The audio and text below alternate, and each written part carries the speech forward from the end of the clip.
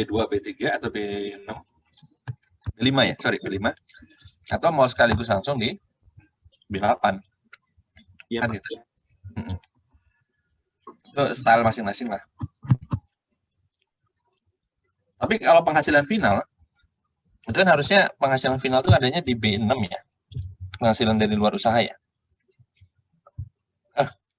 B berapa ya? Penghasilan dari luar usaha? B5 ya?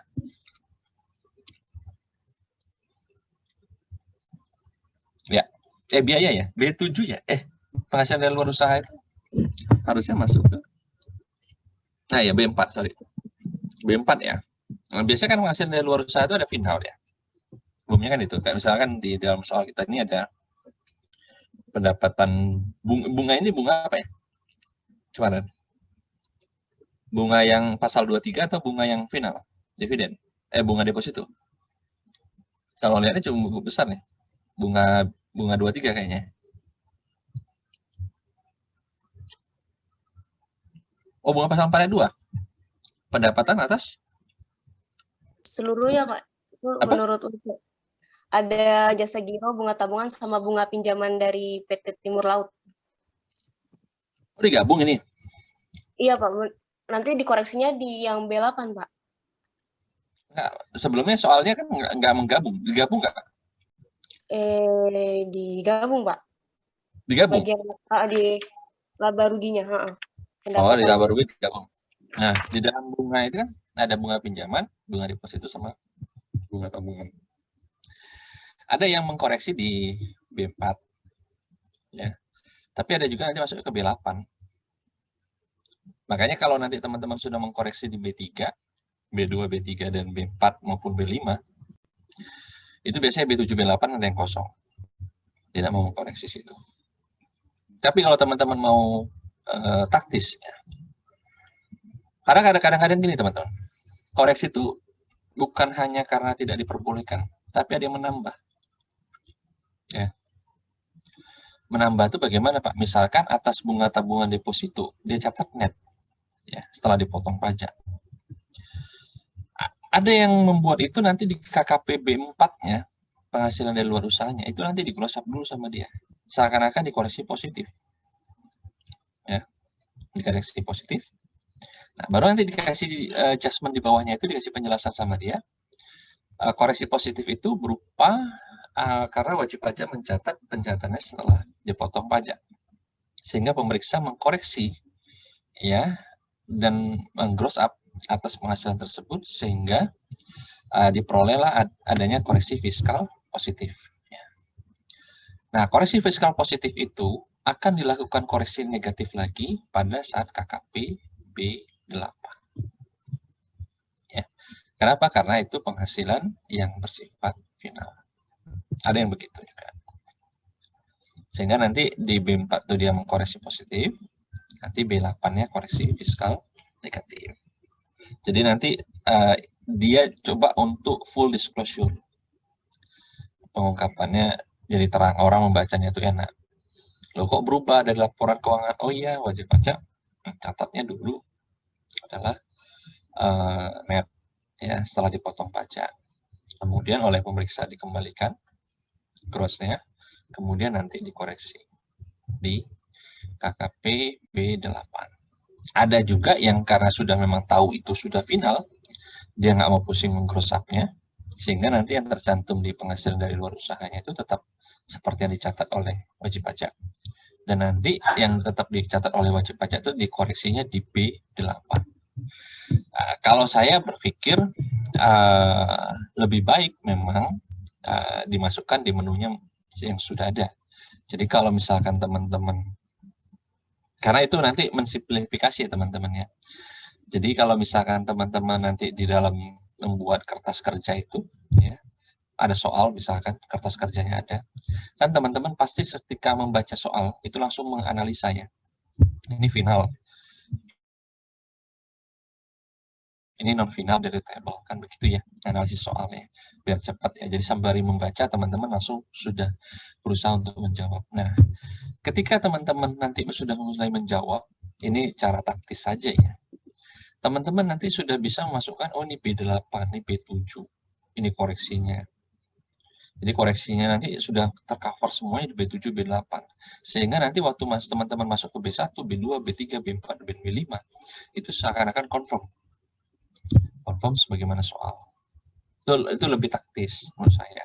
Sehingga nanti koreksinya semuanya ada di B7, B8. Nah, B7, B8, pada saat teman-teman menganalisis, teman-teman langsung masukkan B7, dasar hukumnya ini. Itu lebih taktis, teman-teman. Jadi nanti kalau misalkan teman-teman mau jawab soal, saya sarankan seperti itu. Menghemat waktu. Jadi di B1, kalau B1 kan koreksi omset ya. Biasanya sih pengujian. Dan itu memang koreksi akan ada di B1. Ya. Atau misalkan ada temuan lainnya yang tidak dicatat sama dia atas ada income. Yang belum dicatat dia, atas temuan itu mau nggak mau memang nggak bisa masuk ke B7, B8. Mau nggak mau di mana KKP itu ada. Jadi kalau B1 ya di B1. Atas omset misalkan. Koreksinya di B1. Kalau misalkan ada penghasilan luar usaha yang belum dicatat dia, ya, kemudian ditemukan oleh pemeriksanya, maka koreksinya di B4 memang. Karena B7, B8 itu tujuannya adalah lebih cenderungnya kalau B7 itu atas expense yang memang non-deductible, ya.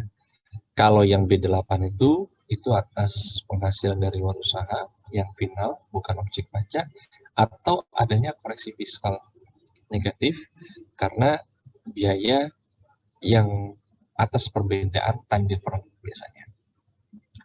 Time difference misalkan kekerasan penyusutan, atau adanya memang beda, bukan time difference tapi memang permanen.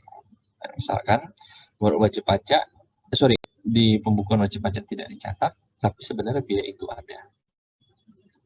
Sehingga pemeriksa harusnya fair memasukkan itu ke dalam koreksi fiskal negatif. Contoh paling sering itu apa sih Pak? Koreksi fiskal negatif biayanya dibuat pemeriksa ada. Gampangnya gini teman-teman, nggak akan mungkin teman-teman ketika melakukan koreksi offset, ya, biayanya nggak ada. Kecuali kalau memang wajib pajak itu sudah membiayakan seluruh biaya, hanya saja atas omset dia sembunyikan. Nah, untuk itu memang itulah peran dari pemeriksa untuk memastikan apakah penghasilan itu sudah terlapor semua dan apakah atas biaya itu sudah terlapor semua. Kalau misalkan biayanya sudah terlapor semuanya oleh wajib pajak, kemudian ditemukan sebuah rekening, rekening itu memang terkait sama uang masuk semuanya, tidak ada uang keluar, dan kalaupun ada uang keluar itu kepada komisaris atau pemegang sahamnya, ya, itu artinya memang benar-benar atas temuan itu koreksi positif saja. Berarti wajib pajak menyembunyikan offset, biayanya sudah dia declare semuanya, sudah terlapor semuanya. Namun ada kalanya teman-teman, di mana teman-teman melakukan koreksi offset, dan memang ada biaya yang belum dilaporkan juga oleh wajib pajak, sehingga terjadilah koreksi fiskal positif di offset, ya, dan terjadilah koreksi fiskal negatif pada biaya. Nah, posisi koreksi fiskal positif dan negatif atas omset tadi dan biaya bagaimana, Pak? Kalau saya lebih cenderung atas koreksi fiskal positif omset, itu bukan di B8, tetapi di B1. Karena nanti di B1 itu teman-teman melakukan pengujian. Jadi nanti akan ada KKP B1, B11, dan B12. Disitulah akan nanti terlihat pengujian itu menggunakan metode apa, dan hasilnya itu teman-teman memilih yang lebih besar dan lebih kuat dasar hukumnya maupun buktinya dari pengujian itu mana yang teman-teman pilih. Sehingga itu masuknya di B1. Rincian atas KKP, atas pengujiannya ada di sub KKP dari B1. Ya. Nah, sedangkan atas biaya yang memang dia tidak ada biaya itu, kalau saya berpikir itu masuknya ke KKP di mana biaya itu terjadi. Jadi kalau misalkan ada di B2, B3, ya masuk ke situ saja. Karena gampangnya ginilah, atas yang sudah terlapor oleh wajib pajak, namun terjadi koreksi selain omset ya, itu saya sarankan masuknya ke B7 dan B8. Tapi atas temuan yang belum terlapor oleh wajib pajak, ya, itu saya berpikir bukan masuknya ke B7 atau B8, tetapi KKP di mana atas atas objek pengujian itu, bukan objek pajak ya, objek pengujian. Jadi kalau misalkan tadi biaya penghasilannya nambah, ya berarti nanti di B1 penghasilan yang atas 100 yang memang usaha, target sama usahanya, hubungan usaha ya, bukan penghasilan dari luar usaha. Atas biaya yang memang ditemukan di luar yang dia laporkan, itu koreksinya di B2, B3, B5 itu dari luar usaha ya, bisa jadi juga B5 lah. Ya, itu saya berpikir. Sehingga atas yang sudah dilaporkan oleh wajib pajak, biaya cenderung saya memilih B7, B8. Kalau ada temuan lain yang di luar dilaporkan oleh wajib pajak, baik itu koreksi positif maupun koreksi negatif, itu di biaya itu sendiri. Sehingga nanti bisa tercermin, pemeriksa menemukan itu karena memang beda pelaporannya. Tapi kalau sudah wajib pajak laporkan, ya kemudian dia koreksi, dilakukan koreksi oleh pemeriksa, itu B7 dan B8. Meskipun nanti pertanyaan berikutnya lagi adalah, lupa pemeriksaan kan atas pengujian administratif. Jadi apa yang pengujian pertama itu kan harusnya wajib pajak sudah mendeklar semua secara jujur, baru dilakukan pengujian. Kalau seandainya pemeriksa tidak melakukan wajib pajak tidak mendeklar secara keseluruhan, berarti kan ada niat jahat di sana, Pak. Ya memang harusnya itu masuk bukper, bukan di pemeriksaan, ya. Karena memang itu temuan. Tapi atas pemeriksaan bukper itu kan sebuah pilihan yang diberikan oleh undang-undang kepada Direktur Jenderal Pajak, ya. Sehingga kalau misalnya Direktur Jenderal Pajak memilih untuk diperiksa lebih dulu, ya nggak apa-apa juga. Yang terjadi di dalam faktanya, teman-teman. Ya. Sampai sini ada yang mau tanyakan, teman-teman? Sebelum kita masuk ke B8. Izin bertanya, Pak. Ya apa? Jika misalkan tadi kan, jika sudah dilapor namun dikoreksi, maka masuk di B7 atau B8. Nah, ini kan yang lebih prefer itu ya? Ya, ini kan yang kami kerjakan ini, Pak. Apa yang di kebetulan saya kan masuknya di B2. Di B2 itu ada di bagian catatan di bawah. Apa-apa. Catatan di bagian bawah, maaf. Ada catatan, ya, yang di bagian penjelasan itu, aku bilang satu-satu, koreksinya ada di B7. Itu nggak apa-apa gitu. Nanti di B7 dijelaskan lagi atau gimana, Pak? Oh, memang. Jadi nanti di KKP B2 itu akan confirm. Tapi nanti seluruh atas biaya itu dilakukan koreksi di B7. Jadi orang membaca KKP itu sudah jelas. Di B7 baru dijelaskan kenapa itu dikoreksinya. Gitu. Oh, di bagian di bagian dasar hukumnya dijelaskan di B7 sama B8 ya, Pak. Tapi di B2, ya. Misal koreksi di B3. B3-nya itu nggak perlu. Ya. Nggak perlu ada dasar hukum. Nggak perlu. Oh iya. Terima kasih, Pak.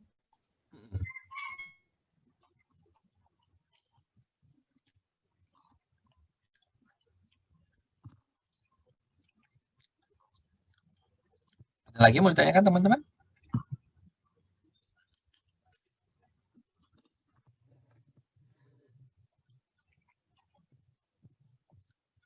Sudah cukup jelas yang lain?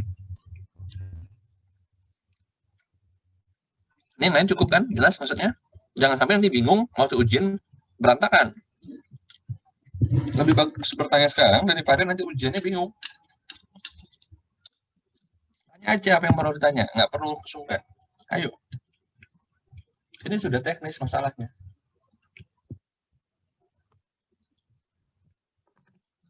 Yakin memang sudah semuanya paham?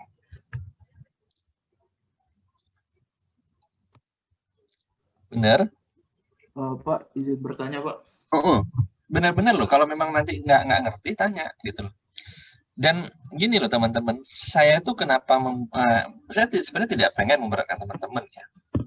Tapi kalau teman-teman nggak ngerjain, ini ngawang-ngawang, teman-teman nggak pernah mengerjakan itu, nanti takutnya berhalusinasi gitu loh, teman-teman. Sehingga kadang nggak megang barangnya itu. Jadi hanya berpikir, oh ya. Tapi kalau nanti pada saat dikasih prakteknya, teman-teman nanti gelagapan. bingung, ini mau diapain ya, diapain, karena nggak pernah ngerjain. Kenapa saya minta ini dikerjain, teman-teman, sampai ngisi KKP, LHP, sampai nanti membuat SPHP. Tujuan saya setidaknya teman-teman tuh tahu ini masuknya kemana harusnya. Nah, ketika mentok, nah sekarang kan masih ajang diskusi nih, tanyakan aja, nggak apa-apa. Jangan sampai nanti waktu ujian, justru bingung, saya koreksinya nanti gak yang pusing. Kenapa?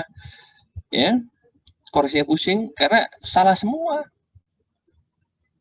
Itu yang saya khawatirkan. Jadi lebih baik teman-teman, ayo kita berdiskusi habis-habisan hari ini sampai nanti ke pertemuan ke-14. Kalau teman-teman mau minta 1 kali pertemuan lagi, nggak apa-apa, buatkan aja Zoom-nya buat kita. Biar teman-teman tuh paham gitu loh ya. Tapi kalau sudah sampai di situ mentok lagi ya sudah. Tapi atau lebih parahnya lagi teman-teman nganggap ya ngerti tapi waktu ujian berantakan. Nah, ya saya mohon maaf sekali, saya nggak akan bisa membantu teman-teman. Ya. Itu yang saya tegaskan ini. Tapi kalau teman-teman sudah berupaya, itu kan nanti akan terlihat dari jawaban teman-teman. Itu loh ya. Jadi nanti jangan disalahkan dosennya ketika nanti teman-teman menjawabnya saja sudah nggak ada pola, nggak punya pemahaman. Beda loh ya, yang punya pemahaman tapi salah mengisi. Atau misalkan kesalahan dia karena salah nerapin dasar hukum. Tapi membuatnya saja sudah salah. Nah ini kan berarti pemahaman nggak ada gitu loh. Lantas saya mau ngasih nilainya apa? Gitu ya. Hati-hati di situ ya teman-teman ya. Kalau kemarin itu teman-teman ya masih adalah poin khusus untuk upah tulis dan sebagainya. Kalau ini nanti ujiannya adalah berupa KKP, LHP, teman-teman nggak pernah melakukannya, membuatnya saja salah, ini saya sulit untuk membantu teman-teman. Jadi kalau ditanya nanti pertolongan itu dosennya bonus atau enggak, saya tidak berbicara bonus atau enggak, tapi pertolongan itu dari teman-teman sendiri. Ya, jadi ayo kita berdiskusi, nggak apa-apa sampai nanti pertemuan ke-14. Dan ini saya sekali lagi saya tidak mau memberatkan teman-teman, tapi karena ini adalah menu wajib di semester ini, ya teman-teman harus membuat setidaknya sampai nanti membuatnya jadi salah, apalagi nanti membuatnya aja nggak ngerti, ini repot. Ini kan basic ya. Oke, itu ya. Tadi monggo yang mau ditanya apa tadi? Izin bertanya Pak. Saya kan kemarin waktu coba ngerjain ini kan ada lihat di template-nya itu kayak semacam ekualisasi gitu Pak. Itu kalau misalnya entah itu apa dalam ngerjain itu Pak, itu ekualisasi itu wajib dibuat atau itu hanya sekedar opsi aja Pak? Sorry, terputus tadi Mas. Jadi ekualisasi itu apakah wajib dibuat atau emang itu cuma opsi aja Pak? Ekualisasi itu biasanya adalah hal yang wajib ya. Misalkan apa? Omset. Setidaknya kan Anda bisa ekualisasi dengan apa sih omset itu?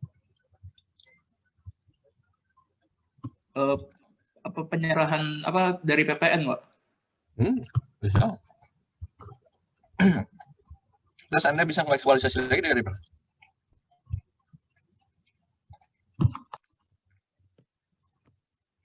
Bisa ekualisasi lagi dari mana?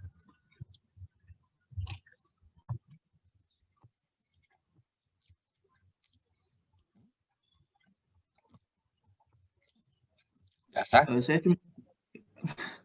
Gitu. Jadi ekualisasi nggak semuanya parsial. Jadi ekualisasi atas PK dengan omset keseluruhan. Terus kemudian menguji ternyata dari omset itu ada pendapatan jasa. Pendapatan jasa itu kan ada yang dipotong pihak lain toh. Karena kita menerima income kan. Bukan ada income saya bicara, masih omsetnya. Ternyata dari sebagian omset itu ada pendapatan jasanya dia. Nah, pendapatan jasa ini kan bisa dikualisasi nanti dengan bukti potong yang dipotong oleh lawan transaksi kan. Termasuk juga atas PK-nya. Jadi 3. Bisa diuji kan langsung. Gitu loh. Kalau penyerahan barang kan dengan PK-nya saja. Kecuali kalau penyerahan barang itu ternyata kepada bendaharawan. Berarti nanti ekualisasi dengan PPN-nya pas saldo 2-nya. Ini kan hal-hal yang sangat fundamental ya teman-teman ya. Sangat basic juga. Ya.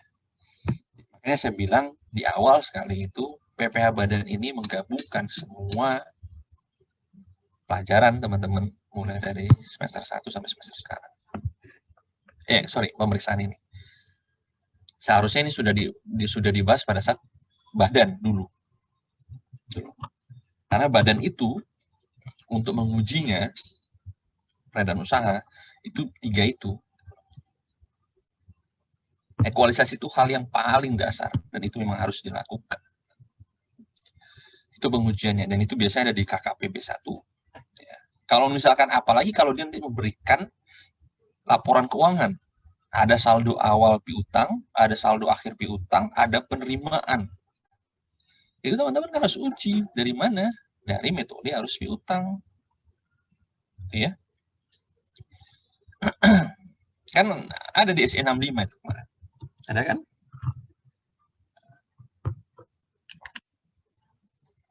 APP itu ada juga. Berarti dari mana? Kalau tadi offset dari PK, PP itu dari PM.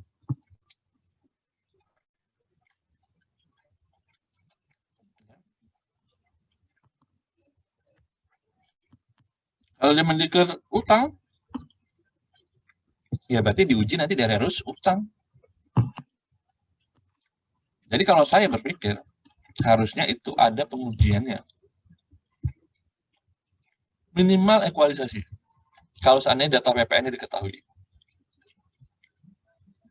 Kalau data laporan keuangan ada juga, Pak. Ya, Anda buatkan juga berarti nanti pengujian atas arus piutang, arus utang, dan pengujian komplit yang ada di SE 65. Karena ada tuh di SE 65 yang terakhir. Yang terakhir dikurangi dengan PPN. PPN yang dipungut sendiri itu benar-benar yang diterbitkan faktur pajak, bukan dibagi 100/110. Kecuali kalau soal tidak menyebutkan ya PPN yang dipungut sendiri berapa. Jadi Anda boleh memakai 100/110.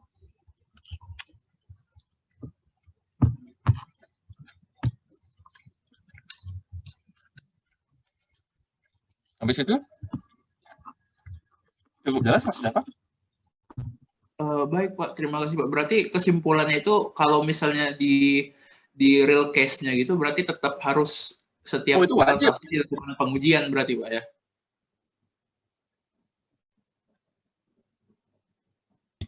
Bahkan diambil dari rekening koran ya Mas, harusnya.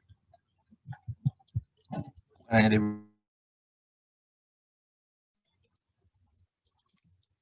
Terputus nggak tadi suara saya? Sedikit terputus Pak.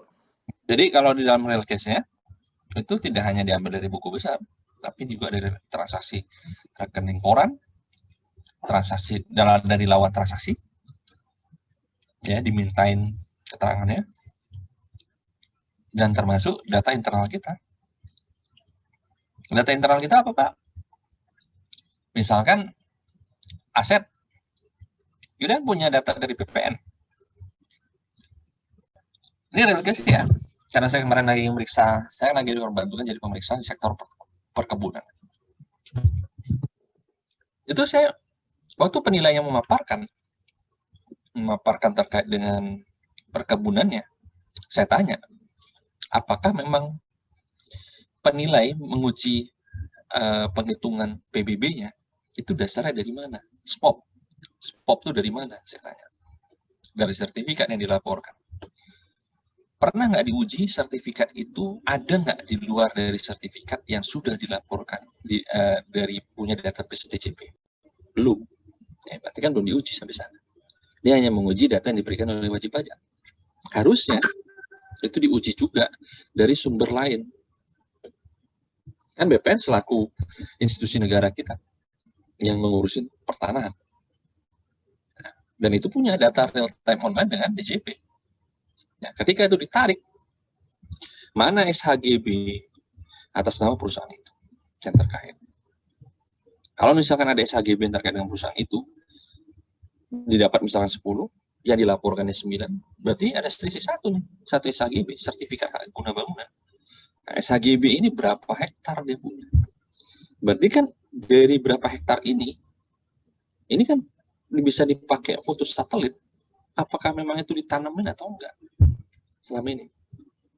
Kalau ternyata itu ditanamin berdasarkan keterangan dari warga sekitar dan itu menghasilkan, berarti kan itu ada omset yang belum dilaporkan. Sampai begitu teman-teman. Itu ya dalam prakteknya.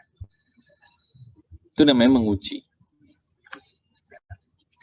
Jadi bukan, kalau teman-teman kan oke lah, ini kan bukan dalam praktek ya, tapi masih soal-soalnya. Jadi makanya saya bilang, pemeriksaan ini nggak bisa teman-teman hanya melihat dari sudut pandang teori dan teori. Makanya lebih banyak Anda coba bernalar. Ini bagaimana kalau begini? Perlu kreativitas yang tinggi, teman-teman. Kreativitas yang tinggi untuk menganalisa kasus, menganalisa aturan. Teman-teman yang sudah belajar PPh Badan tahu. Karena disinilah realnya, teman-teman. Realnya. Ya, bagaimana dipotong itu dampaknya seperti apa, posisi kita bagaimana, PPN-nya seperti apa. Ini ya. Gitu ya. Sampai situ sudah cukup atau masih ada yang mau ditanyakan?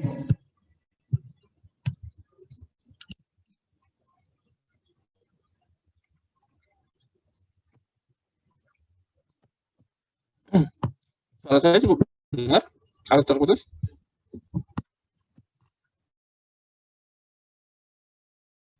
Yes, oke. Ada yang mau tanyakan lagi teman-teman?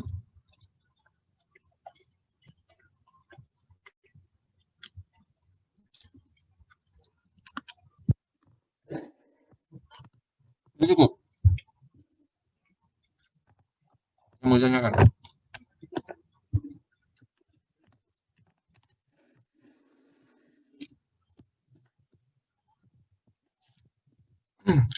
Kalau sudah, kita lanjut nih. Kalau nggak ada yang mau tanyakan.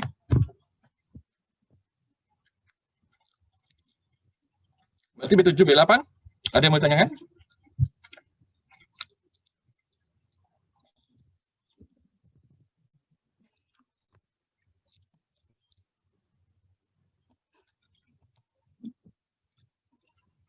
B7, B8 ada yang mau tanyakan teman-teman?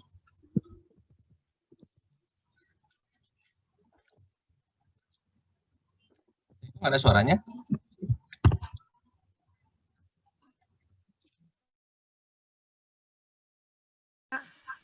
Oh.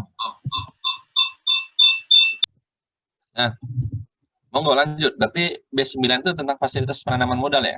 Nggak perlu lah ya. Itu jam. B10 ya. B10 ini kompensasi kerugian kan? Cara menghitungnya itu ada kok di undang-undang. 5 tahun ya. Dan didahulukan mana yang kerugian awal ya, sampai dia habis. Jadi kalau misalkan nggak habis, ya berarti udah luar sah sudah. Dipakaikan yang selanjutnya. 5 tahun. Perhitungan kompensasi rugi itu ada di pasal 7.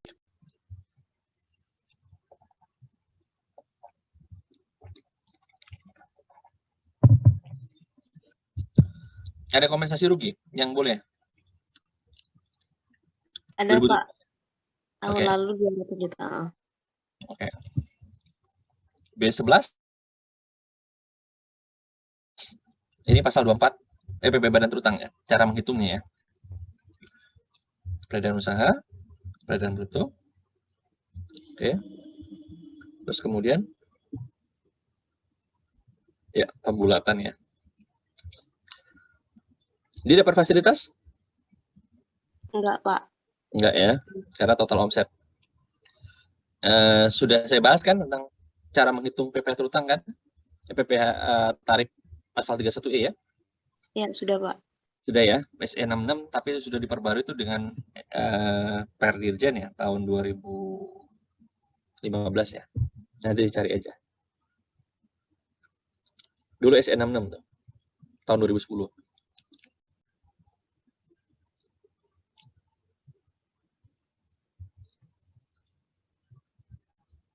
Oke, lanjut. B12. Nah, ini yang saya bilang tadi. Kalau saya mengklasternya 3. PP yang dipotong dipungut pihak lain, ya boleh juga seperti ini ya. Boleh juga langsung dirinci seperti ini boleh, nggak apa-apa. Nah, kalau saya biasanya mengklaster PP yang dipotong dipungut sendiri. Nah, ketemu total berapa PPh yang di ini, sehingga nanti kita bisa ngambil langsung ke B12 berapa. Nah, kalau misalkan ada rinciannya, nggak apa-apa teman-teman.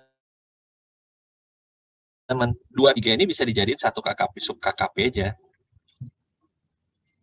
Misalkan 23 satu sub KKP, B22, pasal 22 satu sub KKP, jadi B21, B21.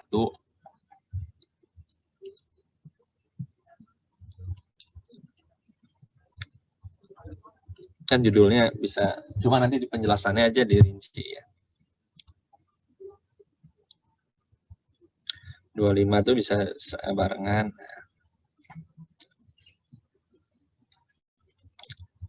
Oke ya. Ini yang tadi koreksi 227 juta Mbak ya. 227 juta ini koreksi karena ini ngitung sendiri Pak. Ceritanya yang menurut SPT kan di soal nggak ada PPh pasal 29-nya. Terus dari laba rugi dia dicariin PPh pasal 29-nya 1.700.000. Sorry, soalnya pasal 29 dia. Pasal 29-nya berapa?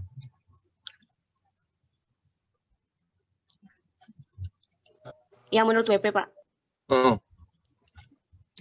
Ini Pak, 1.780.000.000. Tapi ini bukan dari soal, Pak. Di soalnya nggak ada. Di soal belum dibayar sama dia? Nggak dikasih tahu juga, Pak. Di soal nggak ada apa-apa, iya, Pak. Oh, berarti ini kosong. 29-nya nggak ada lah. Tapi logikanya, dia LB sebenarnya nih, awalnya. Sebentar, saya cek soalnya dulu. LB nggak sih awalnya? Di soalnya tuh enggak, Pak. Ini tuh kita buat koreksi fiskal, jadi kita nggak tahu WP-nya udah bayar PPh terutang, terus berapa PPh-nya itu belum ada di soal, Pak.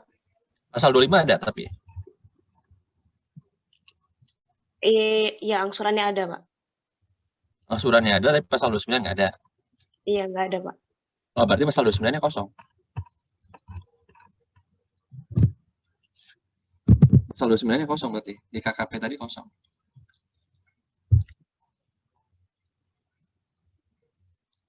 Karena kan di soal belum ada dikatakan dibayar kan? 1,553 ini hitungan dari mana sih? Dari pemeriksa, Pak. Oh, 1,7? Ini ceritanya WP sendiri yang ngitung, Pak.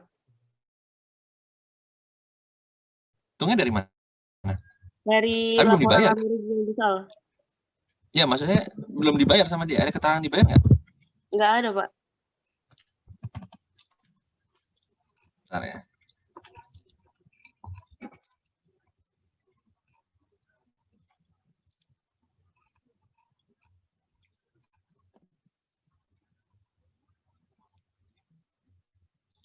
Angsuran PPh pasal 25 sampai masa Maret 2015-2016 termasuk sanksi 16 juta. Itu kan di soal ya. Berarti 216 ini 200 juta kan yang dibayar dia kan tiap bulannya. Angsuran pasal 25 berarti Januari Maret 200 juta dikali 3 600 juta. Pasal 25 dia berarti hanya 600 juta nih.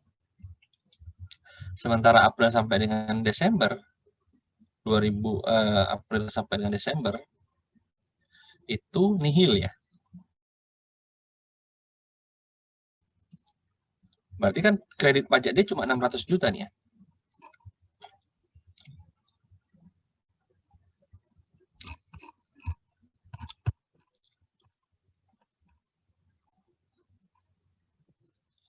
Bisa lihat KKP-nya tadi, Mbak? Koreksi fiskal ya, Pak? Ini enggak, ini udah pas. 25 aja ini bukan 200 juta, Mbak. tadi sampai dengan Maret kan bahasanya kredit pajaknya itu kalau di keterangan soal di nomor 19 angsuran PPh 25 masa Maret, masa Maret aja dibilang dia. Harusnya sampai dengan Maret ya. Januari Februari kan harusnya dibayar dia sesuai dengan tahun lalu kan. Tapi nggak salah lah, soalnya kan ngomong gitu juga ya, kalau mau dibuat 200 juta nggak apa-apa. Tapi kalau seakan-akan dia membayar Januari sampai Maret, berarti 200 juta kali 3 bulan, nggak masalah juga. Itu kelemahan soal. Jadi, konsepnya kan gitu ya. Januari sampai dengan Maret itu adalah pembayarannya masa terakhir tahun sebelumnya, sebelum SPT disampaikan. Kan itu ya, kalau bahasa di undang-undang. Jadi kalau misalkan Januari Maret itu ngikutin masa tahun sebelumnya. Jadi kalau Desember tuh berapa sih Desember tahun sebelumnya? 200 juta. Berarti Januari sampai dengan Maret atau bahasa di undang-undang sebelum disampaikan SPT itu masih menggunakan masa terakhir. Kalau tahun pajak sebelum masa terakhir itu 200 juta, berarti 200 juta itu dipakai sampai dengan dia lapor SPT tahunan badan. Berarti Januari, Februari, Maret. Kalau Maret dia sudah lapor, atau kalau dia April, Maret itu kan tanggal 20 April ya, berarti 3 bulan kali 200 juta, 600 juta berarti yang dibayar dia saat Januari sampai dengan Maret. Tapi memang soal mengatakan masa Maret saja, teman-teman bisa berasumsi juga itu 200 juta doang Pak, berarti 1 bulan, bisa juga, itu kelemahan soal. Ya. Jadi kalau memang teman-teman pakai 200 juta saja nggak apa-apa. Kalau teman-teman memakai asumsi Januari sampai dengan Maret seakan-akan memakai 200 juta, berarti 3 bulan dikali 200 juta, 600 juta, tidak masalah juga. Tapi memang iya, saya melihat di soal kelihatannya tidak ada pasal 29, sehingga pasal 29 itu dibuat nihil, Pak. Kosong, menurut pemeriksa juga kosong. Karena memang nggak ada yang dibayarkan dia kan.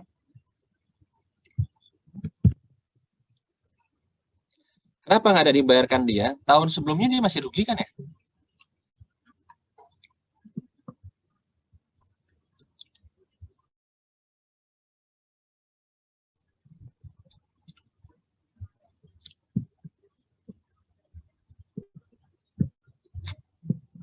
Iya Pak, rugi Pak.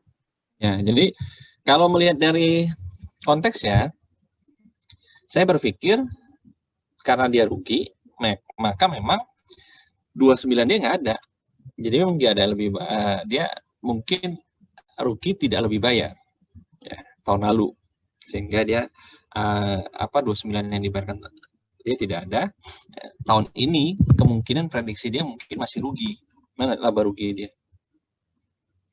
Oh, dia segitu sampai laba bersih ya?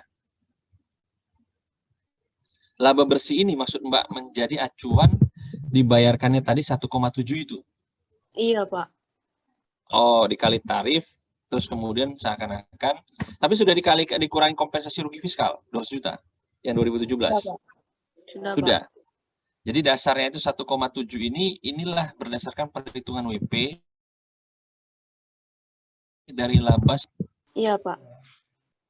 Bisa juga karena mungkin ya makanya saya sampaikan adalah soal itu memang kadang-kadang banyak kekurangan ya. Nah, bisa juga memakai asumsi itu karena apa nggak akan mungkin SPT dia diterima kalau posisi dia kurang bayar tidak ada SSP. Ini kan konsep paling dasar. Sehingga Mbak mencatat seakan-akan di sini dari 10,11 miliar itu dikurangi dengan 200 juta, dihitung sendiri ketemu pajak terutangnya 1780 ya. Iya Pak. Ya, sementara kita menghitung tadi berapa? 15. Iya Pak. 15 itu karena apa? Karena harusnya kalau 29 itu sudah dibayarkan ya pada SPT, maka ya sebesar itu juga yang kita akui kalau memang sudah dibayar dia. Karena ini kan soal kan ada kekurangan ya, kekurangan data.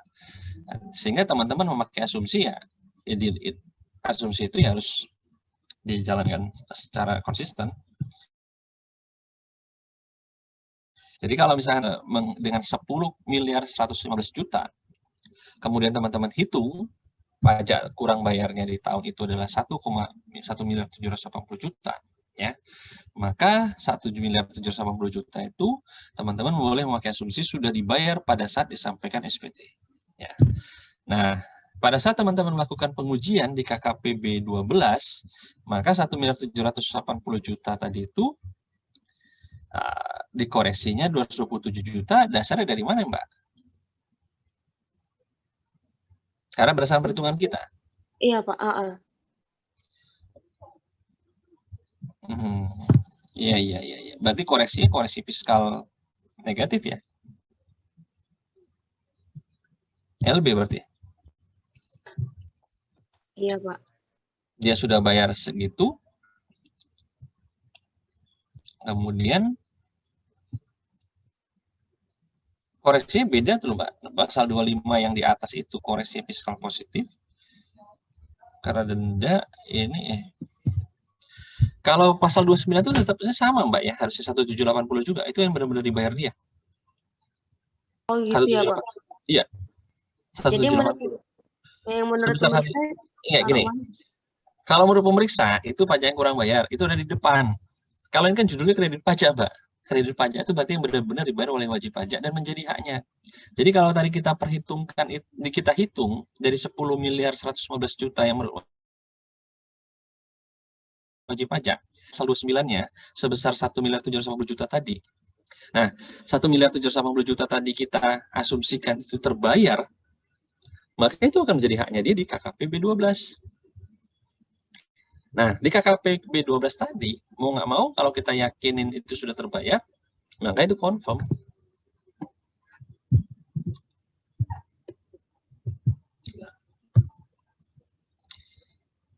Yang namanya kredit pajak itu hak. Kalau PPh terutang itu yang menurut pemeriksa. Coba lihat yang B12 tadi. Nah, ini kan, jadi ini nggak ada kok. Kalau kita yakinin 1 miliar 750 juta ini sudah terbayar dia pada saat menyampaikan SPT, maka ya confirm pemeriksa dengan wajib pajak. Tinggal bersama dengan aja. Oke, jadi koreksi 16 juta. 16 juta di pasal 25 ya.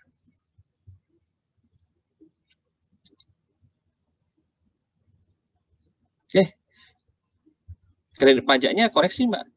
Pasal 25-nya ya. Kredit pajaknya 2478 yang sampai dengan dipotong ke pihak lain. Iya, Pak. Yang sesuai dengan WP kan, Pak, pakainya.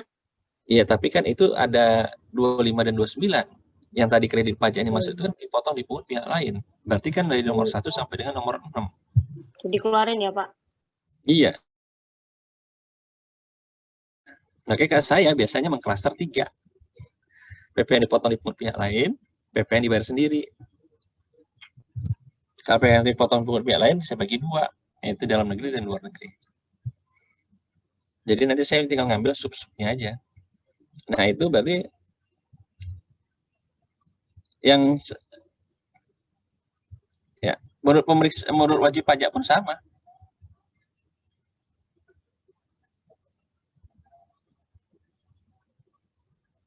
Ya, baru nanti bedanya di 25 dan 29.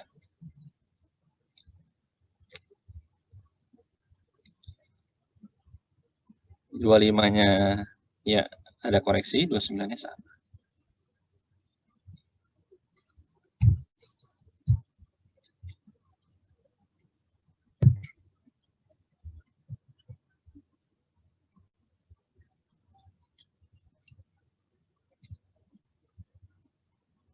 Ya, itu. Tapi yang ini Pak, yang di pasal 29 ini pakai yang menurut perhitungan pemeriksa Pak? Atau pakai sama Pak? Pakai PP? Ya, itu judulnya kredit pajak. Kredit pajak itu berarti yang dibayar oleh wajib pajak sebenarnya berapa, dan kita uji. Kalau kita meyakinin apa yang dibayarkan oleh wajib pajak itu benar, maka kita akui. Itu judulnya kredit pajak. Ya, sementara PPh terutang adalah kewajiban, bukan hak.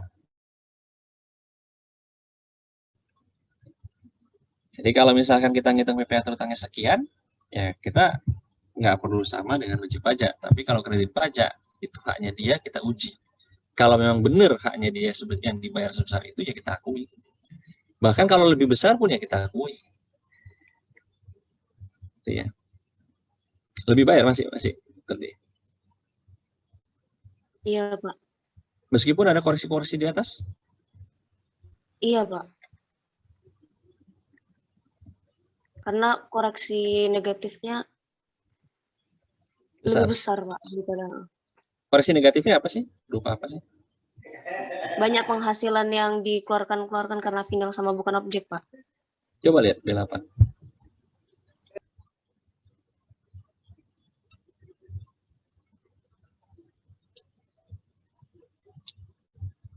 Dividennya bukan objek pajak ya? Iya, Pak. Kelihatannya di soal itu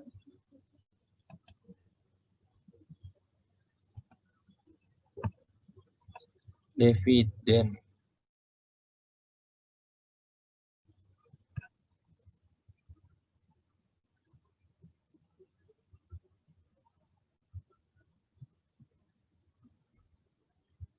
Oh, yang 400 juta doang yang diakui sebagai penghasilan ya. Yang non objek ya. 752-nya non objek ya.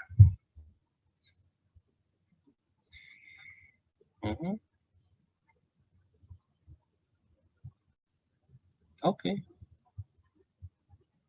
Teman-teman yang lain sama atau ada yang berbeda?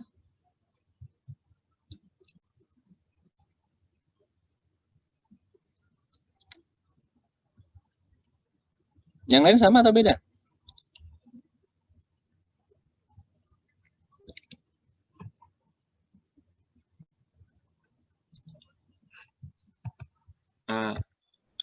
Sama, Pak. Cuma ada beda dikit. Beda di mana? Yang apa? Kayaknya saya yang salah kasih masuk, Pak. Soalnya yang di B8 itu aku masukin 752 bukan 760.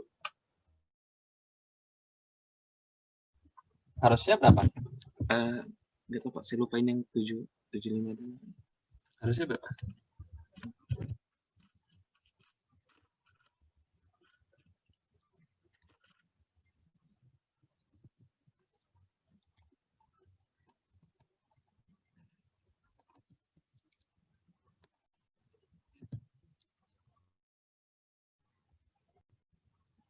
Harusnya berapa nih, Mas?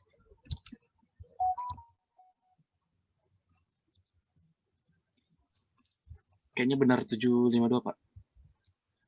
2 ya. Dan iya. Posisinya memang lebih rugi ya? Posisinya saya sama, Pak, kayak Rugi juga. Kayak 3, iya. Cuma ini dia kan belum ada bayar PPh pasal 29 ya, Pak. Ya, makanya. Gimana cara ngitungnya tuh, Pak? Angkanya di bawah. Kalau misalkan semisal, Pak, ini PPh 29-nya nggak dibayarkan. Nah, ini yang di sebelah kiri kita lanjut tetap hitung atau gimana? Gini, makanya saya sampaikan. Ambil soalnya bukan saya buat sendiri ya. Jadi konteksnya ya, terputus tadi atau misalnya sudah cukup didengar suara saya? Sempat terputus tadi, Pak. Sempat diputus ya, oke. Jadi gini teman-teman. Karena soal itu pasti ada kekurangannya. Nah, kecuali kalau soalnya sudah lengkap ya. Kalau tadi Mbak Mustika memakai asumsi, mungkin asumsi dia hitung dari laba bersihnya dia 10 miliar 100 berapa juta tadi yang di laporan keuangan itu, kemudian ketemulah PPh terutangnya dia. Logikanya dia mungkin nggak akan mungkin ada laba dia itu pakai PPh-nya, dia pada saat dia memasukkan SPT tidak ada yang dibayar. Kan gitu. Sehingga dia memakai asumsi tadi, seandainya PPh terutang dia dari 10 miliar 115 juta tadi, ada PPh terutang sebesar 1 miliar 780 juta sekian itu, seharusnya dia sudah dibayar sebelum disampaikan SPT. Ya. Itu asumsinya dia. Sehingga dia menggunakan pasal 29 itu 1 miliar 780 juta sebagai kredit pajak. Karena dia SPT dimasukkan dan disampaikan pasti ada SSP. Ya. Atau ada pemikiran yang kedua, ia bisa jadi SPT atau dia tidak masukkan SPT sehingga dilakukan pemeriksaan. Ya, dia belum memasukkan SPT, dilakukan pemeriksaannya, Kemudian pada saat dilakukan pemeriksaan, dia menyatakan ada laba. Tapi karena dia belum memasukkan SPT dan belum melakukan pembayaran pasal 29, ya maka atas hal itu pasal 29 kan belum ada, sehingga di pasal 29-nya tidak ada, menjadi nihil. Sehingga di KKPB 12 pasal 29-nya 0. Nah, ini kan asumsi, nggak apa-apa, sama-sama masih punya, karena ini soal ya, bukan real ya. Kalau real kan harus dicek gitu. Kalau ini asumsi, teman-teman nggak apa-apa, karena ini ada kekurangan dalam soal. Dua-duanya sama. Kalau untuk di badannya nanti tetap dilanjut Pak, yang sebelah kiri ini kan ada dua nih, menurut apa petugas pajak sama menurut apa WP, atau hanya berhenti sampai di mana Pak? Yang di sebelah kiri ini Pak, yang menurut apa WP. Kalau misalkan tidak ada dilanjut WP ya, kan nol. Tetap dilanjut sampai ke bawah. Ya. Ya tetap dilanjut sampai bawah lah. Hitungan kurang bayaran sama. Jadi nanti kalau ada selisih antara kiri sama kanannya itu perlakuannya gimana Pak? Yang koreksinya itu loh koreksinya. Coba misalkan seandainya 1.780.000.000 tuh nggak diakui di B12 dan di Indo aja tuh Mbak 0. Nah, ya sudah. Menurut wajib pajak, menurut kita 0 juga kan? Karena kan dia nggak bayar tuh. Iya. Ya kan, dia nggak bayar. Nah, ada LB itu 216 juta di dia kan? Iya. Menurut wajib pajak. Nah, menurut kita LB-nya berapa? 200 juta. Kan gitu. Cuma itu kan terutangnya dia berapa tuh? 2 miliar ya? Iya, 2 miliar, Pak. PP terutangnya 2 miliar, ini kayak salah rumus, Mas. PP terutangnya 2 miliar, ini kan 11 kurang 12, ya. Terus kemudian 13, rumusnya tuh lihat, 13 kurang 14. Kredit pajaknya 13 dikurang 14. Kredit pajak PPh yang harus, itu harusnya nomor 14 tuh diisi. Dia belum isi tuh. Nomor 14 tuh diisi. Ya, itu dikurang bawahnya. Ya, betul. Nah, copy paste saja sampai sampingnya. Nah, sesi koreksi kan. Kemudian kita hitung. Nah, samping kurang bayar 199. Cuma kan yang di samping itu kan 0 tuh harusnya. Karena ini kita dua asumsi ya. Kita asumsikan yang pertama itu dia tidak lapor, maka diperiksa. Yang kedua, dia lapor, berarti pasal 29-nya dihitung tadi yang sebesar 1.780. Berarti rumusnya, berarti kemungkinan di LB. Kan gitu. Nah, kalau seandainya dia menghitung itu, diteruskan sampai di bawah, ya nggak apa-apa. Menurut pasal 25-nya ada, ya. Kemudian dikurangin. Oke. Ini menurut wajib pajak ya. Kan makanya judul di atas itu bisa jadi dia tidak menyampaikan SPT menurut wajib pajak. Ya. Atau dia sudah menyampaikan SPT, berarti menurut SPT. Bukan menurut wajib pajak lagi, karena SPT sudah tersampaikan. Ya. Menurut wajib pajak itu artinya, pada saat kita melakukan pemeriksaan, wajib pajak mendeklar sendiri, meskipun SPT belum dimasukkan. Ya. Makanya di atas itu menurut WP garis miring SPT. Ya. Jadi Pak, kita mengikuti yang menurut pemeriksa ini Pak, bukan menurut wajib pajak. Meskipun ya, kita melihat bahwa, oh iya Pak, berarti dibiarkan saja ini ya Pak? Nggak apa-apa itu. Yang nomor 16-nya. Ya. 16-nya itu PPh kurang bayar 1,5. Iya, jangan segitu. Itu nanti dasar SKPKB kita. Oh iya Pak, baik Pak. Nah, baru nanti nomor 17, baru hitung-hitungan kita. Ini kita masih sanksi 2% ya masih ya. Ya apa-apa. Nah, Pak, kalau kan bukan saya ngitung sanksinya. Ini sanksinya kan seharusnya dari yang kurang bayar ya Pak. Tapi karena dia LB jadi gimana Pak cara ngitung sanksinya Pak? Kalau tadi gini, makanya tadi ini kan dua asumsi nih. Ada yang mengakui adanya pasal 29, ada yang tidak mengakui pasal 29. Ini pengakuan 29 ada atau tidak ini gara-gara kekurangan soal ya. Soal yang tidak menjelaskan. Kalau teman-teman memakai form, soal tidak menjelaskan Pak, ya pasal 29-nya nggak ada dong, saya mau ngitung, ya nggak apa-apa juga. Kalau pasal 29-nya nggak ada, ya berarti kan kurang bayar 1,5 nih. Kalau pasal kurang bayar 1,5, ya Berarti sanksi pasal 13 ayat 2-nya ada dong? Ya ada. Nah, 13 ayat 2 itu menghitung dari mana? Dihitung dari sejak tahun pajak berakhir sampai dengan apa? SKP diterbitkan, kan begitu bahasanya kan?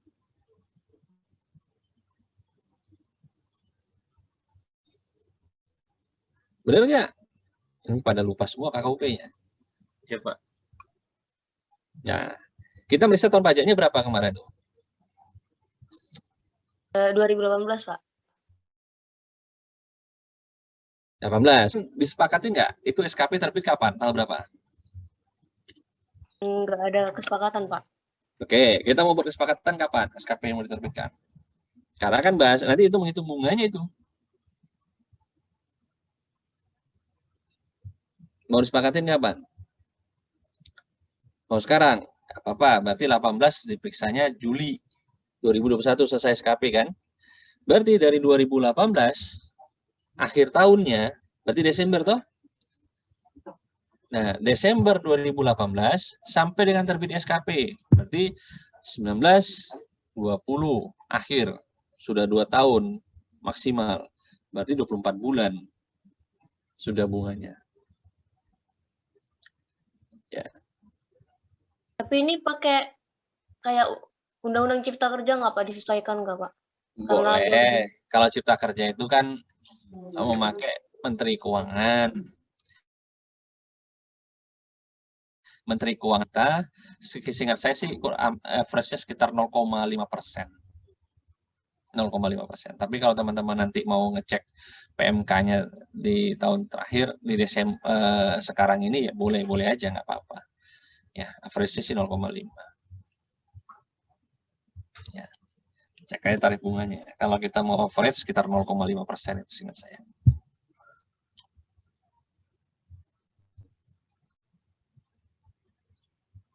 Oke ya, jadi ini kali ini kan bunganya masih bunga yang lama nih 2% ya. Tinggal nanti ngerubah bunganya aja. Kalau mau diganti 0,5 juga nggak apa-apa. Average saja lah kita ambil. Sekitar 0,5% itu singkat saya. Nah, itu ya. Kalau kita memakai asumsi tadi, pasal 29-nya, SPT tidak disampaikan sehingga pasal 29-nya tidak ada. Ya. Nih, tapi kalau tadi memakai yang asumsi punya Mbak Mustika, ada kurang 10, sekian miliar, kemudian dari laba 10 sekian miliar itu dihitung coba pasal 29-nya ada. Nah, seharusnya ada, berarti dibayarkan, ya berarti lebih bayar. Ya. Tapi kalau dalam praktek ya itu benar-benar dicek ya teman-teman, tidak bisa pakai asumsi. Ya. Jadi ini karena soal ada kekurangan. Nah, saya pengen garis bawahi di sini adalah asumsi oke, tapi teman-teman paham cara kerjanya, kemudian dari asumsi itu apa yang harus dilakukan. Gitu. Tapi jangan pula soalnya sudah jelas, teman-teman berasumsi sendiri. Ya, supaya soalnya jadi gampang. Ini salah juga ya. Jadi jangan juga soalnya sudah komplit, teman-teman berasumsi sendiri ya. Itu kayak bahasa pranknya anak-anak. Kemarin gua selesai ujian, ya nilainya bagus ya. Soalnya gua ubah gitu ya. Ya sama aja gitu ya. Pak, boleh coba yang kalau misalnya dia pakai PPh pasal 29. Aja. Silakan.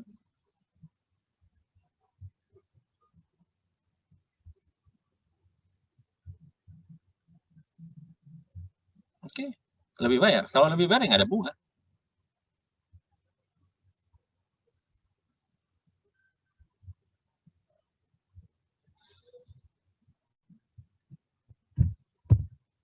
Oh iya Pak, yang 29 tadi ini harus sama kayak yang WP bayar kan Pak? Bukan yang menurut pemeriksa.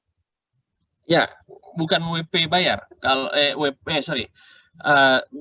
benar atau tidak pembayarannya. Kalau memang benar yang dibayarnya 1.780, ya kita akui. Karena itu hak ya, kredit pajak hak, PP terutang kewajiban. Kalau kewajiban kita yang hitung, kalau hak kita yang menguji benar atau enggak yang dibayar dia. Itu konsep. Jadi Pak, yang 1.553 ini yang dihitung pemeriksaannya jadinya taruh di mana ya Pak? PPh terutang itu 2 miliar. Ya. Sebentar, 1.553.000.000 itu asumsi kita dari mana, Mbak? Ini yang ngitung kemarin Pak, yang menurut pemeriksa. Nah, itu akan tercermin sebenarnya nanti. Coba ke Induk. Baru yang Ya, ini, PPh. sorry, ini PPh Badan kan? Nah, Induk PPh Badan maksudnya. 2.200.000.000, ini kan PPh terutang di nomor 10 tuh. Ya kan? Ya, tadi kan 2 miliar itu. Terus kemudian kredit pajak dia kan pas kredit pajak atas PPh dipotong dipungut pihak lain kan, 451 juta tadi dikurangin. Sehingga muncul PPh yang harus dibayar kan, 1753 kan. Apa 481 juta itu sudah termasuk pasal 24? Sudah Pak. Sudah, oke. Terus kemudian 1753 dikurangi pasal 25 bulanan 200 juta. Ya. Nah, kredit pajak pasal 29 dia yang telah dibayar dia 1780. Kita akui dong. Maka muncul kurang bayarnya, lebih bayar 227 juta. Nah, coba kembali ke hitungan, Mbak. Kayaknya hitungan Mbak ada yang salah nih. Ini kan ini pasal 25. Nah, Mbak melupakan pasal 29-nya harusnya diinsert, Mbak, di situ, Mbak. Setelah pasal 25 angsuran, itu harusnya diinsert pasal 29.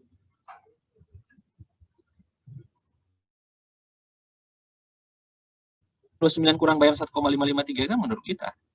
Padahal kan ada yang dibayar oleh wajib pajak kan. Sorry.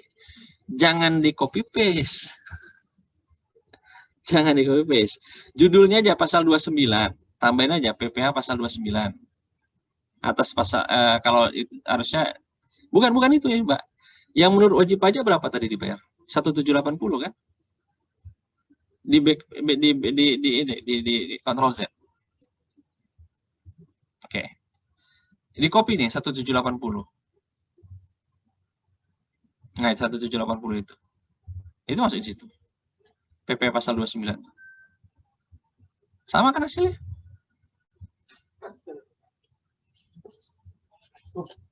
Oh iya, sama Pak.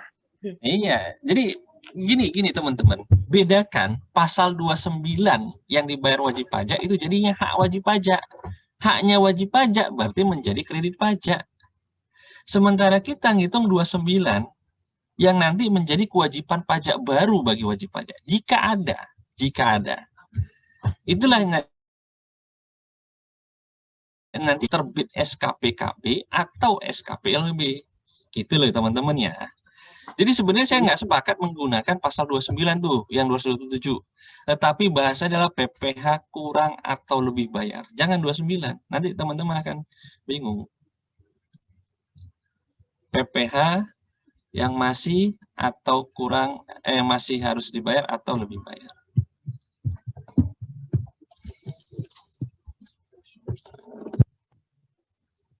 Ya, supaya nggak bingung teman-teman ya. 29 yang dimaksud di situ itu 29 yang sudah dibayarkan oleh wajib pajak. Kalau memakai asumsi dari Mbak Mustika. Mbak Mustika tadi kan berasumsi dia ngitung kemudian dia bayar. Ya, ketika dia hitung dia bayar, ya itu jadi hanya dia dong. Masuk menjadi kredit pajak. Sementara kita kan ngitung ulang nih. Ngitung ulang apakah muncul lagi kurang bayar atau lebih bayarnya. Ya, makanya hasil pemeriksaan itu nggak menggunakan istilah 29, tetapi kurang bayar atau lebih bayar lagi. 29 yang dulu dibayarkan dia itu hak. Itu bagian dari pasal 25. Ya. Ada yang perlu dijelaskan, teman? Mau ditanyakan lagi?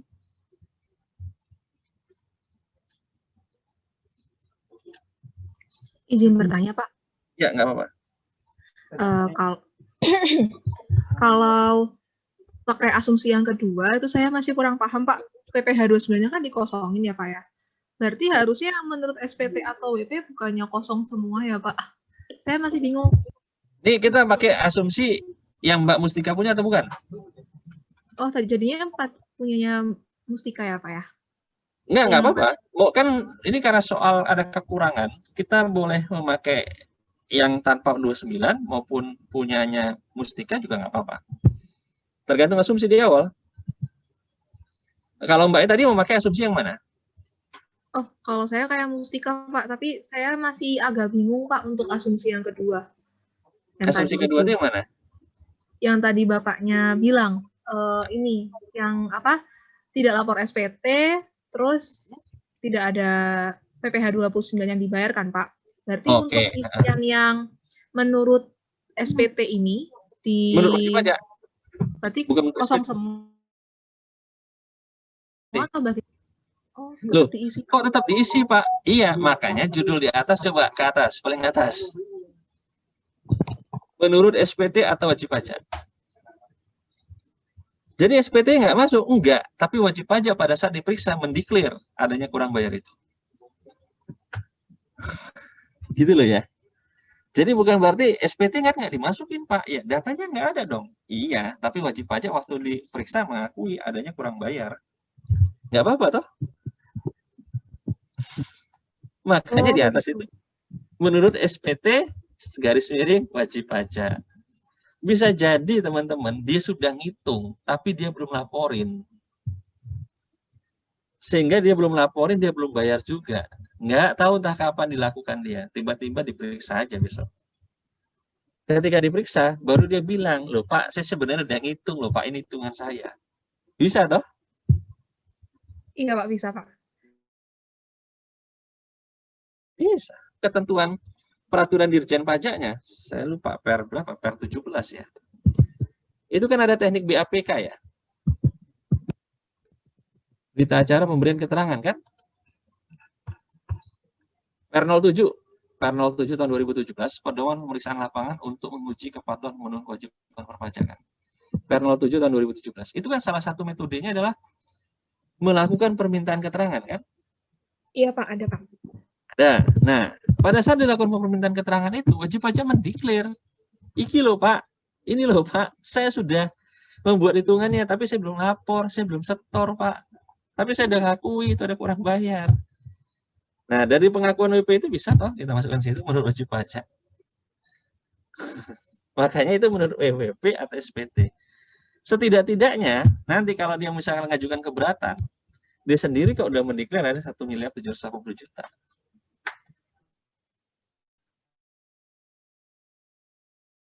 Berarti yang di poin 16 ini kok untuk asumsi yang kedua, yang 1.780.000.000 ini sebenarnya memang belum dibayarkan oleh wajib pajak ya Pak? Belum, makanya 29-nya nggak ada.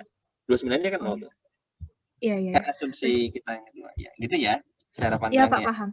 Jadi ya. Terima kasih Bapak. Ya. Ini teman-teman, makanya saya bilang pemeriksaan ini teman-teman perlu berimprovisasi, perlu memang agak sedikit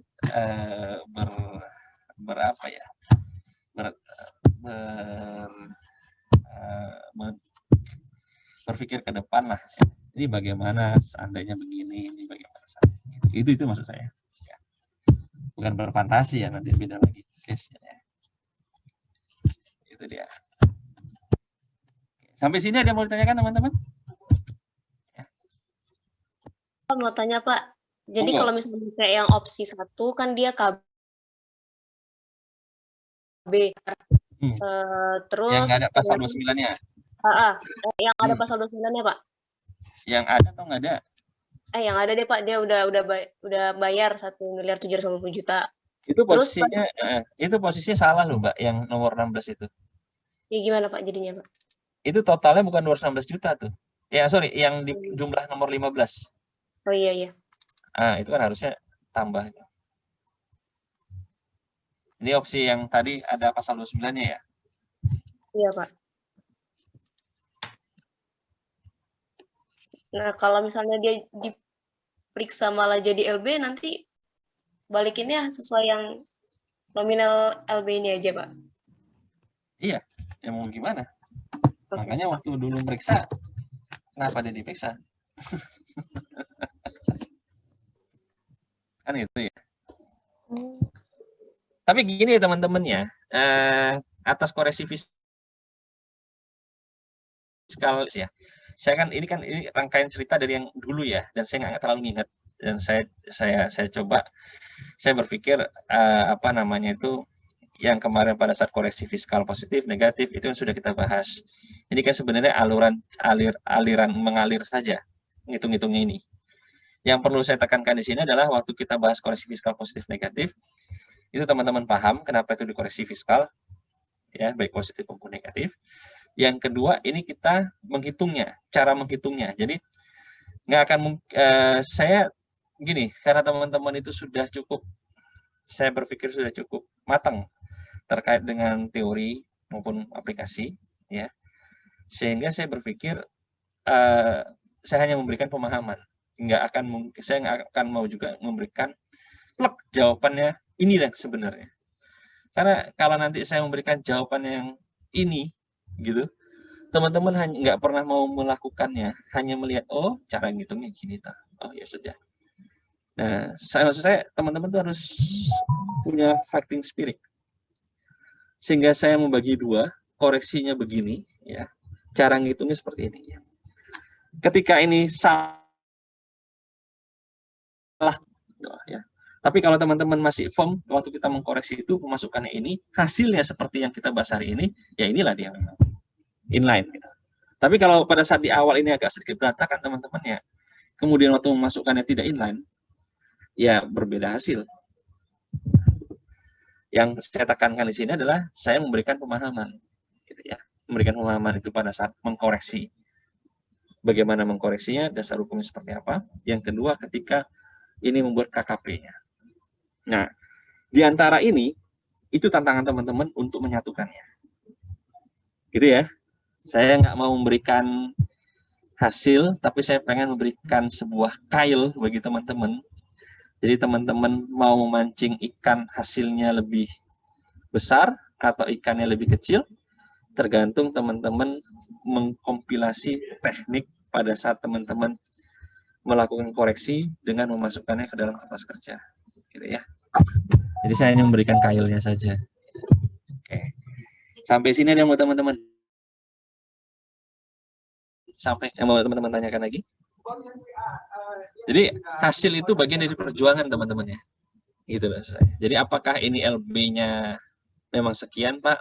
Ini rangkaian cerita yang dulu waktu kita bahas. Waktu koreksi fiskal positif, negatif gitu ya. Dan itu kan sebenarnya sudah teman-teman dapatkan juga pada saat PPh Badan ya. Itu dia. Jadi saya berpikir ini inline dan kalaupun ada beda pendapat di sini teman-teman nggak apa-apa, kita sampaikan saja. Jadi nanti jawaban menurut teman-teman itu jawaban sebenarnya seperti apa. Saya serahkan ke forum masalah menghitung. Saya hanya memasukkan ini seharusnya masuk kemana, dan masuk kemana. Dan kalaupun itu koreksi dasar hukumnya apa, gitu ya. Tapi masalah nilai dan sebagainya saya percayakan ke teman-teman karena teman-teman sudah cukup matang untuk menilai itu. Ini kan udah semester akhir ya, harusnya sudah paham terkaitnya. Tapi kalau teman-teman mau bertanya, saya menjawab. Oke? Itu role play kita ya. Ya.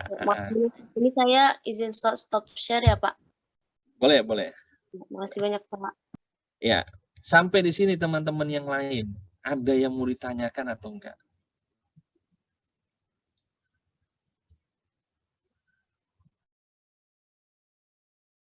Ayo, kita berdiskusi teman-teman. Jangan diam nanti bingung, ini yang saya pusing. Diam tuh dua, benar-benar paham, benar-benar bingung. Ya. Dan kita kan hari ini bukan saya ngajar kelas kebatinan toh. Ya. Masa saya suruh teman-teman hidupin speaker apanya semua kan enggak kan gitu. Jadi enggak apa-apa. Tapi kalau teman-teman yakin paham, ya sudah saya lanjut gitu. Saya kasih 5 menit deh. Lihatin dulu KKP.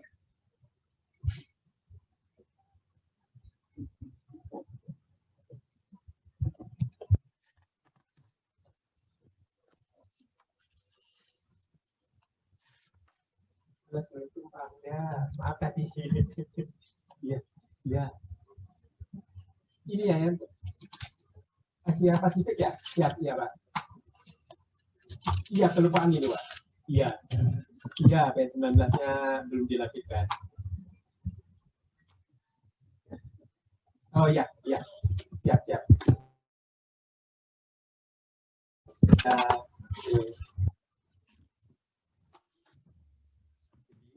petunjuknya itu sama kayak ini, kayak ini, mana yang udah dipenuhi. Oh iya, untuk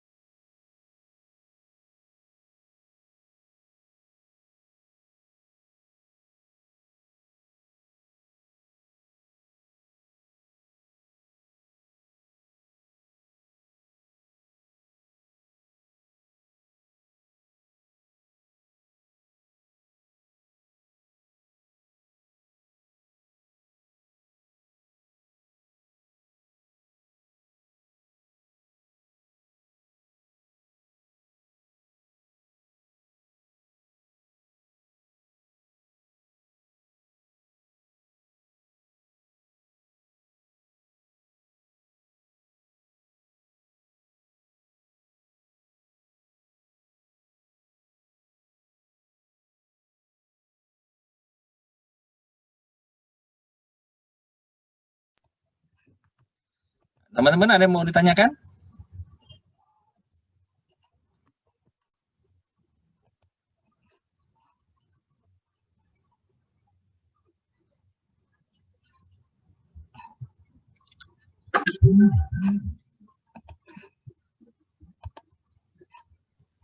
Izin bertanya, Pak. Monggo. Kalau rugi selisih kurs itu dia lebih tepat dimasukkan ke yaitu penghasilan dari luar usaha atau ke B5 ya Pak, biaya dari luar usaha? Untung apa rugi? Kerugian selisih kurs Pak. Ya. Ya masuk biaya ya. Biaya itu masuk KKP. Kalau biaya masuk KKP berapa? Kalau biaya berarti B5 ya Pak ya? B5, betul. Oh ya, baik Pak. Tadi itu juga berlaku untuk rugi-rugi yang lainnya Pak ya? Kalau dia Kayak untung kerugian B4. Oh ya, berarti rugi ke biaya ya Pak secara umum.